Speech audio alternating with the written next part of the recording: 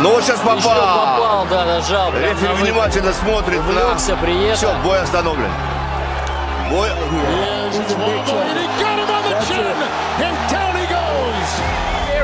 He had here against Adonis Stevenson. He's continuing against Beterbiev, and he's gone down.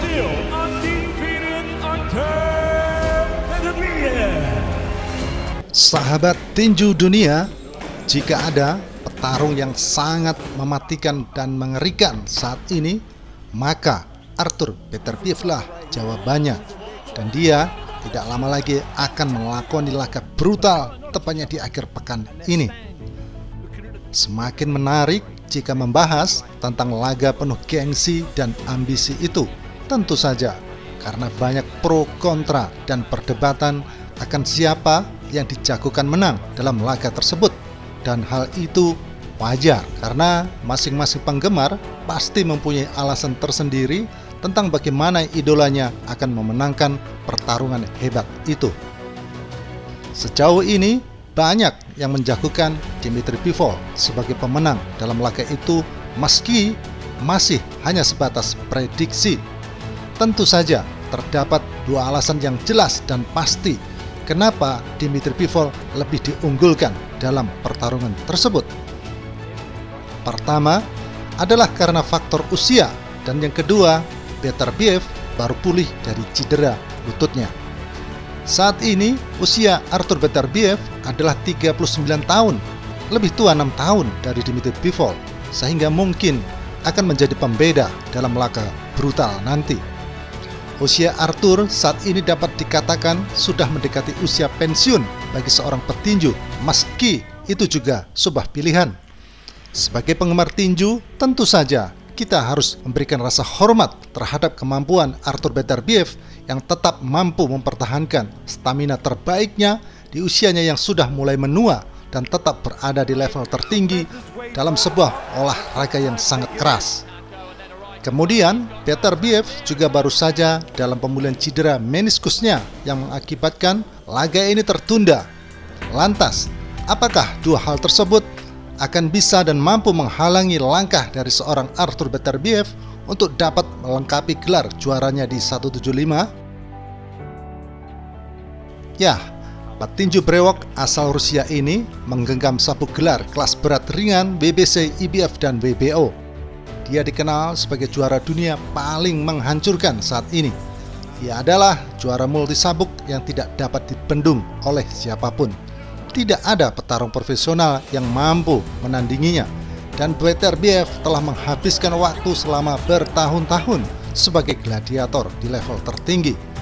Terkadang dia akan menghentikan lawan dengan cepat, tapi juga terkadang sedikit lambat, terkadang juga sedikit lama. Tetapi dalam 20 kali naik ring, belum ada satupun lawan yang bisa menyelamatkan dirinya sampai ronde terakhir. Belum ada lawan yang bisa mendengar bunyi bel terakhir.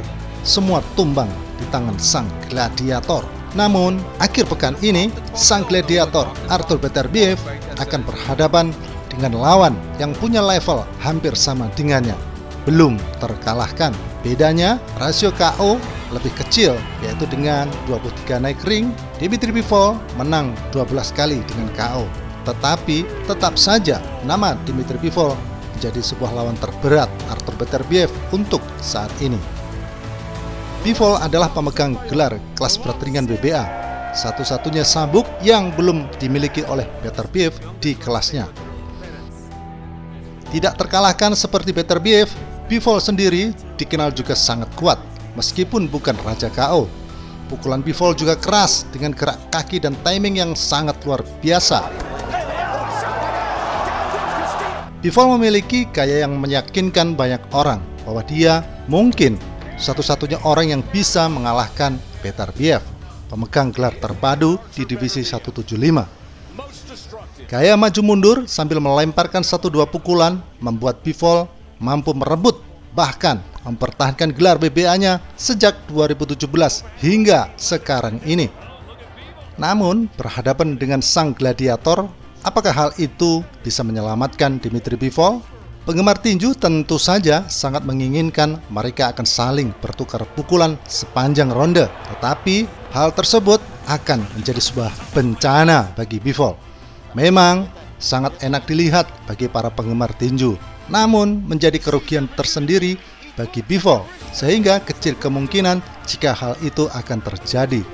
Lebih baik Dimitri Bivol memukul untuk kemudian bergerak, karena pukulan Beterbiev sangat powerful dalam pola pertarungan tukar-menukar pukulan.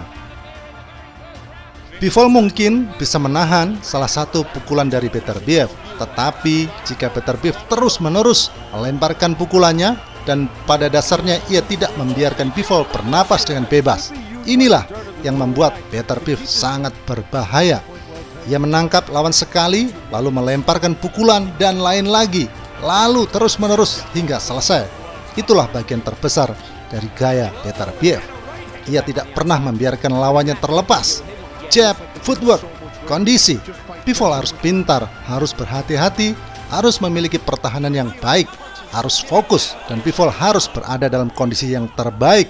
Inilah salah satu cara untuk bisa menghentikan dan mengalahkan gladiator ini, karena dia adalah sang petarung sejati. Bivol bisa saja terus berlari di sekitaran ring, namun laga ini adalah laga 12 ronde, bukan 3 ataupun 4 ronde saja. Bivol akan kehabisan napas jika menggunakan taktik berlari secara terus-menerus dan tidak akan mendapatkan poin dari para juri.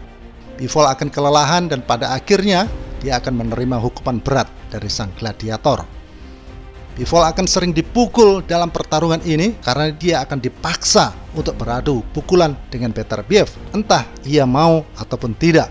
Selain itu, Bivol adalah petarung yang mudah marah dan ingin segera membalas. Kita telah melihat hal itu berkali-kali dalam karir Bivol, dan yang terbaru adalah dalam pertarungan terakhirnya kala Bivol melawan Malik Zinat pada bulan Juni kemarin. Zinat yang kurang dikenal itu menyerang Bivol pada 3 ronde pertama.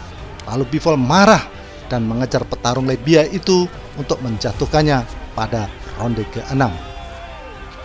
Sejauh ini, Beterbiev belum pernah bertarung menghadapi lawan seperti Bivol yang dikenal mempunyai footwork dan gerak kaki yang sangat bagus. Lawan terberat dari Artur Beterbiev sampai saat ini adalah Alexander Gvozdyk, Marcus Browne, dan Anthony Yarde.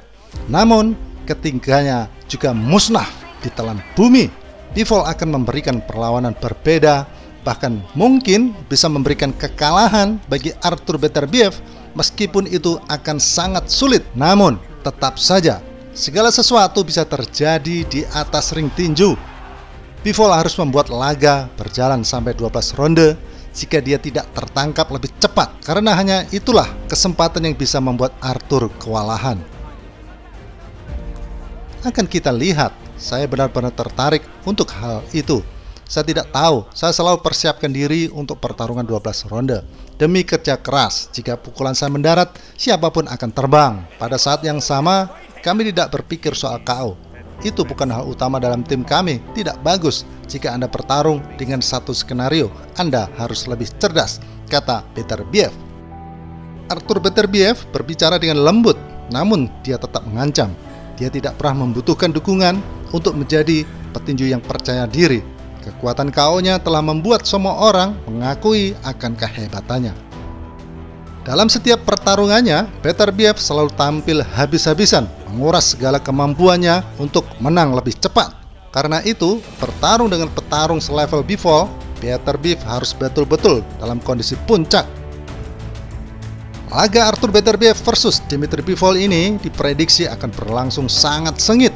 Terlebih, pertarungan tersebut akan memperebutkan 4 gelar sekaligus dan menjadi sebuah sejarah di 175.